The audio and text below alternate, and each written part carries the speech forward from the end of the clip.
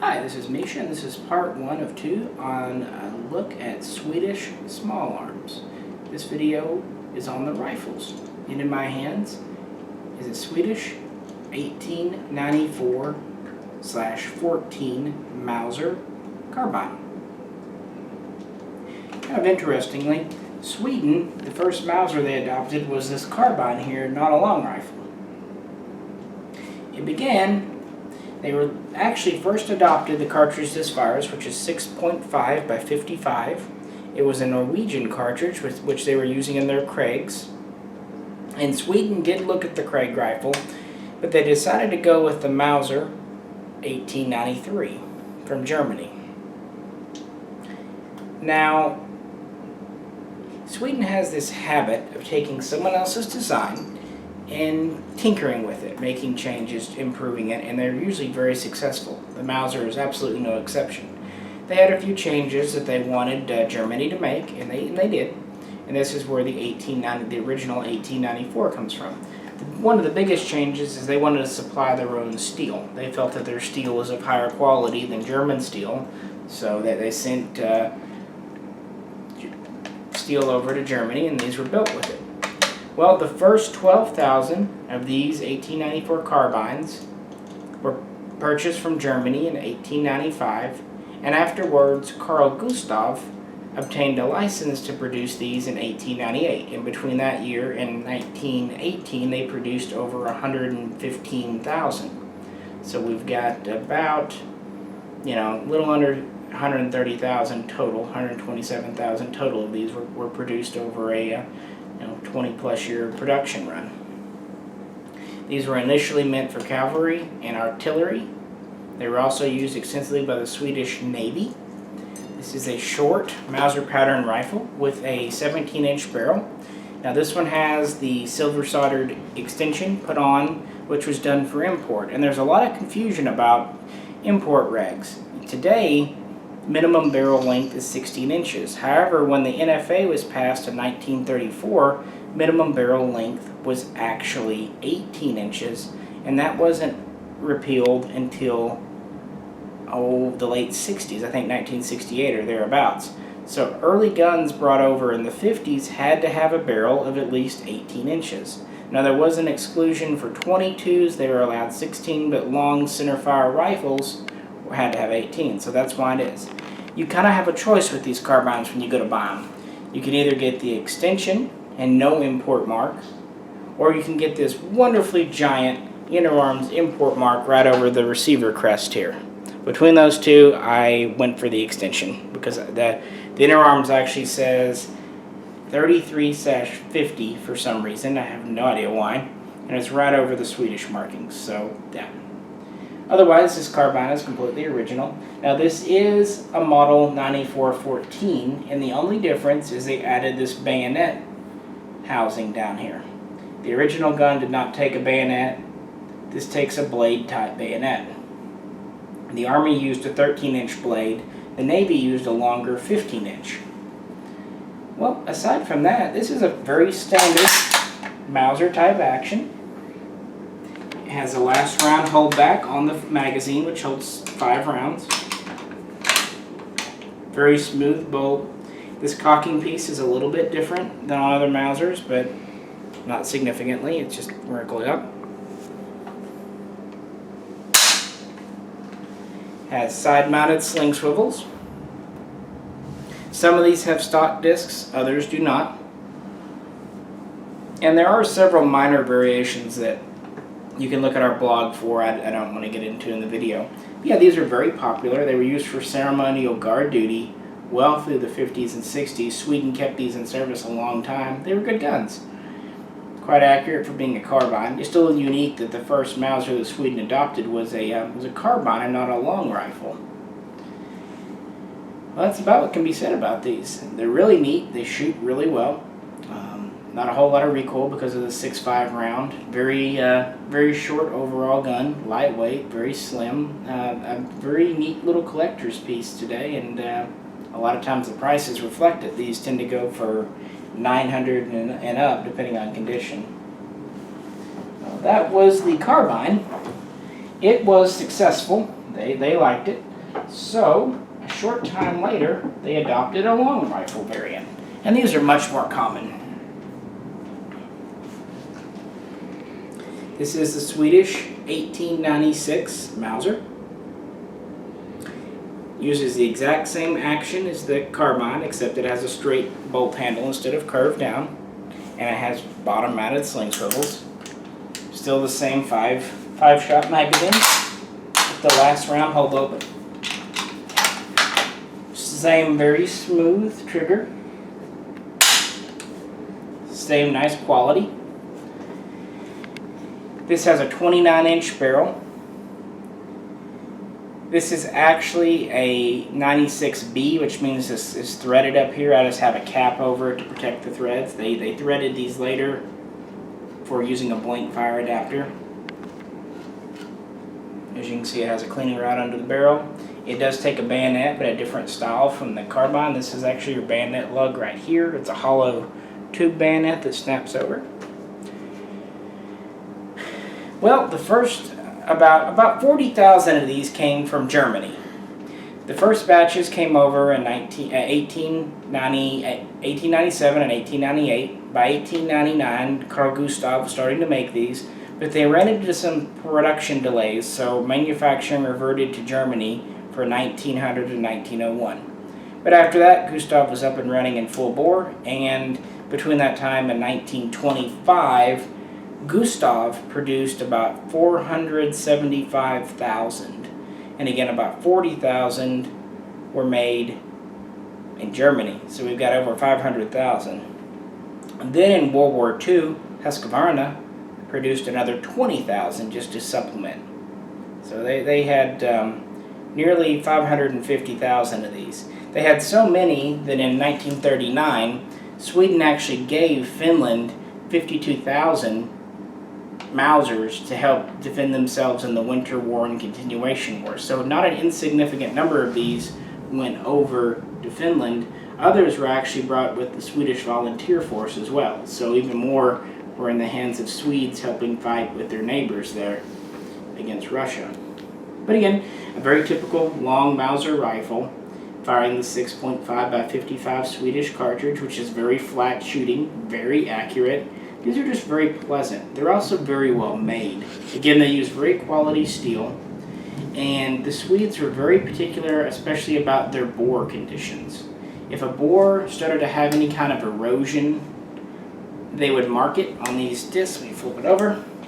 We've got a disc here where they would mark the bore condition 0, 1, 2, 3, and if it hit a 3, they would replace the bore and then stamp a crown here on the wrist.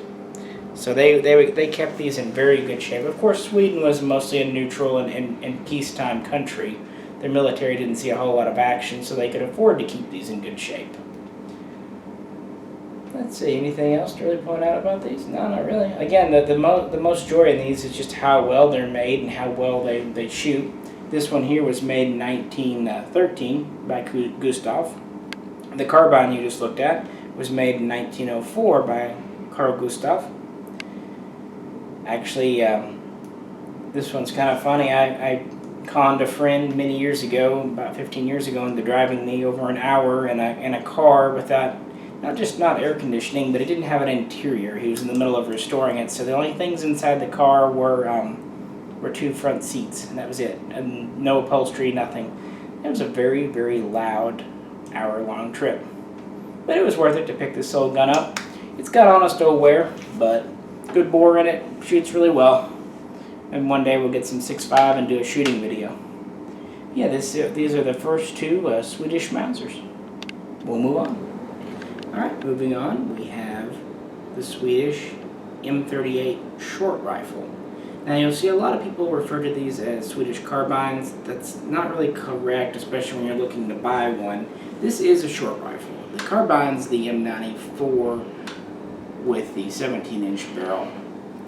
The 38 has a much longer, obviously 24-inch barrel, so 7 inches longer. Well, Sweden, again, they didn't have a whole lot of design innovation in and of themselves, but they saw that in World War I, a lot of people were switching to short rifles. America was using it with the 1903, Britain was using it with the SMLE infield. And then, of course, in the 30s, Germany was going to the K98K short rifle. So in 1938, they decided to have a short rifle of their own. Between 1938 and 1940, Carl Gustav cut down, reworked 55,000 96 long rifles into short rifles here. Now, collectors usually call these 96/38s, but to the Swedes, especially since they came first, they're just the M38s. Now, usually, and this one it's originally a 1915 gun cut down by Carl Gustav. Much like with the 96B, these were also threaded later on for a blank fire. Had a shorter cleaning rod installed, same bayonet lug. Very similar, just again cut down. Most of these all have straight bolt handles, but this one is bent down, and it's a factory job. It's serial matching. It's probably a replacement bolt that was put onto the gun in Swedish service and then, serial matched to it later. But either way, most of the Carl Gustav cut downs have straight bolts from the original long rifle, but a few of them, like this one, you can find with bent down bolts. Now, Husqvarna, between 1942 and 1944, purpose-built another 88,000 M38 short rifles, and those will have all turned-down bolts, or should. So the first 55,000 were cut-downs, the next 88,000 were purpose-built, and these were in frontline service during and after World War II. In fact, Sweden was one of the last European nations to retire its bolt actions. These were still in frontline service in the 50s, and a lot of them didn't get retired out, both this rifle and the M96, until the 70s. And actually the Home Guard, some units of the Home Guard, did not give theirs up until the 1990s. So these stayed in service a long time. Still firing the 6.5 Swedish round, still a very accurate round. This is a considerably shorter, handier gun. It's about 5 inches shorter than the long rifle, so a little bit lighter, a little bit more maneuverable, and generally speaking, a really good gun. But not really innovation of any stripe. I mean, by that point, everyone was going to short rifles. But yeah, these are probably one of the more common, the M38 of the Swedish guns. Pretty well standard. Still has the stock disc with the bore rating system in it. Now that is that. Sweden did have one quite unique infantry gun.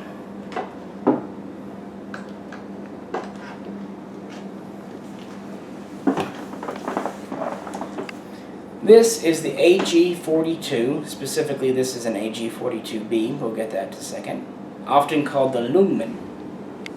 Now, this was developed by Erik Eckert in 1941.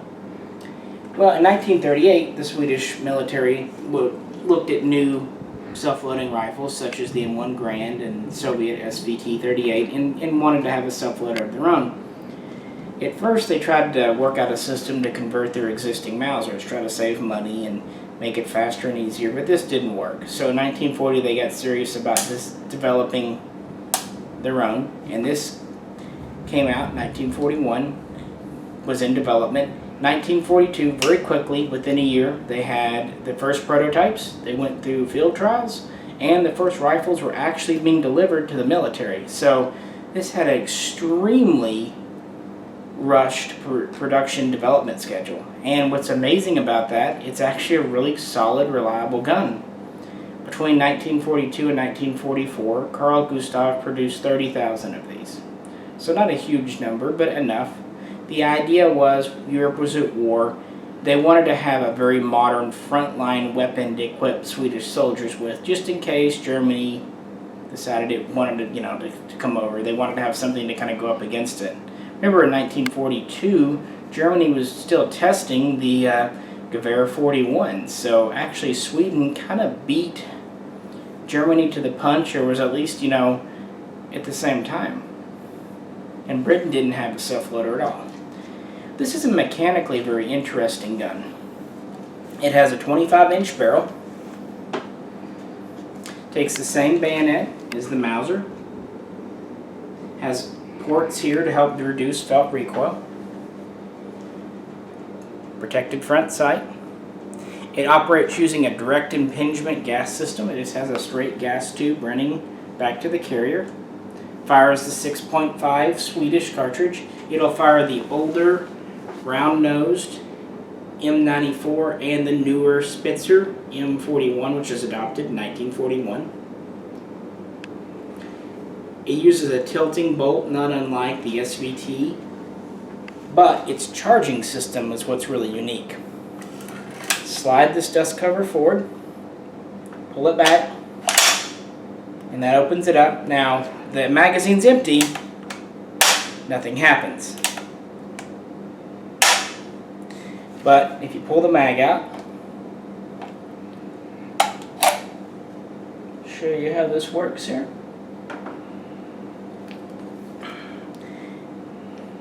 If you pull it back, shoots the bolt forward. So to cock it, let's say we had a loaded mag, you would push it. That's how you would load it. Now it does have a wing type safety in the back here, which blocks the trigger.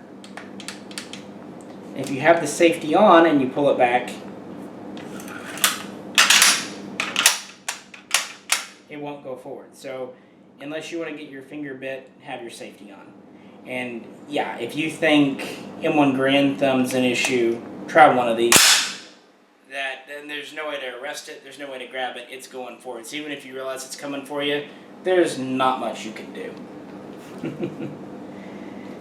These do have nice triggers, typical Swedish.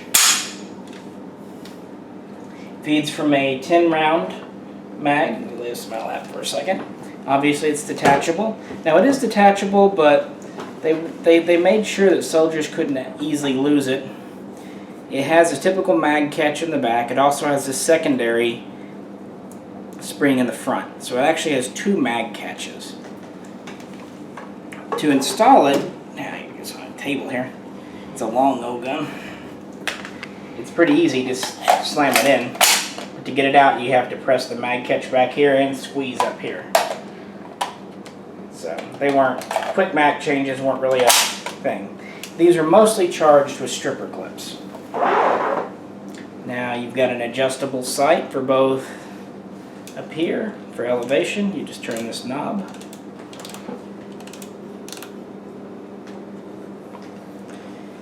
It's a relatively long and it's quite a heavy, especially loaded rifle. It's got a very beefy stock. I'd say it's about 10 pounds, maybe 9.5, but it's a heavy gun, heavier than a Grand. But again, remember, they were building for the cold, they wanted durability, and they made this thing in under a year. I mean, the production from concept to production was amazingly fast. So it's amazing. The reason they cut production off in 1944 wasn't because that it was a bad gun, but at that point World War II was running down. They had 30,000 for their front line. Basically the immediate need, the immediate threat from Germany was over, and that was really their reason for creating these. So once they lost that, they just kind of backed off and kept the 30,000 that they had in service and didn't really need any more. They just used Mausers, and they did adopt the M45 Gustav submachine gun as well, which was issued quite a bit. We've got 2 or 3 videos on those, so check those out if you haven't already, please. In 1953, they came out with the AG42B, and this was an upgrade package. They had not been making rifles in a long time, but they're, after field use, they saw some things that could be changed, and they did. So the B was an upgrade. They over about a 2-3 year time span, Gustav would take the rifles back in batches and retrofit them. Now, virtually all of the 30,000 existing Ljungmans would be retrofitted. Oh, by the way, this reason this was called a Ljungman, Eckhart worked for a company called Ljungman, so that's kind of where it came from. Well, they went to a one-piece cleaning rod, which is the same as the M38 with the B. Probably the biggest change, they went from a carbon steel gas tube to a stainless steel under the handguard, which is much more rust resistant. They reinforced this front mag catch to make sure the mag could not accidentally come out. They were really worried about that. They went to a stronger mainspring and extractor spring. They also reworked this knob up here for the sight. Went to a new knob. Originally, where you see these panels kind of riveted on, there were serrations under here to grab it. That wasn't good enough with gloves. People's fingers were slipping. So they put these panels over that have these very big knobs to grab. Very positive. You're not going to accident. And these knobs are serrated too, so they're very grippy. And finally, they added this rubber deflector on the side to help bounce the brass.